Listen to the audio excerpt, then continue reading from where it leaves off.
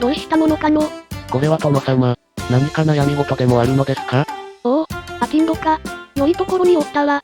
実は家臣の皆様と、ソロナグルさんに行くのだが、ちょっと変わった焚き火台を、持って行きたいと思ってな。何か良い焚き火台はないかの？ほうほう、ちょっと違った焚き火台で、家臣の方々に、良いところを見せようという、思惑ですな。その通りじゃ。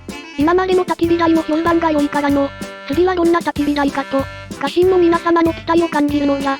なるほどなるほど。良い焚き火台がありますぞ。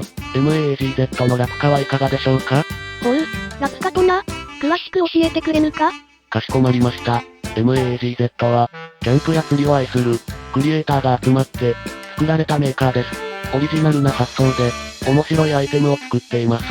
その焚き火台の一つが、ラプカでございます。なかなか面白そうなメーカーさんじゃのう。してそのラプカの魅力は何じゃ？それは発想次第で、色々な使い方ができることです。通常の焚き火も、開放感があるので景色とともに楽しめるのですが、風よけを必要な方向だけ、設置することができます。これにより、風防をリフレクター代わりとして、かまど型の焚き火台のように、使用することができるようになります。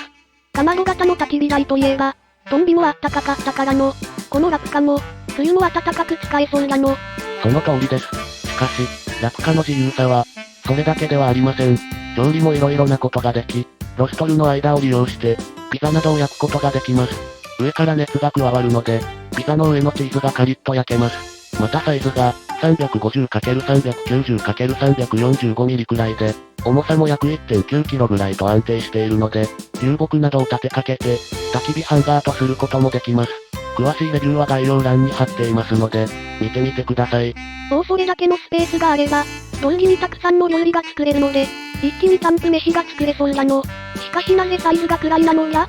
ラプカは、手作りで作られているので、どうしても誤差が出るそうです。こだわりは、収納袋にも感じられ、しっかりした生地が使われており、見た目もかっこいいです。もちろん、分解して平らになるので、持ち運びの際のスペースはそれほど必要ありません。それは、さすが、クリエイターの皆さんが作っただけあって、楽しそうな焚き火台や、家臣の皆様も、喜びそうだの。よし、ラプカに決めたぞ。ありがとうございます。これ代金じゃ。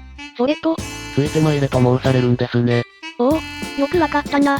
すでに、準備万端でございます。おお、そうなのか。では早速。先ほどのお見積もりに、出張費用も含んでおきましたから。何？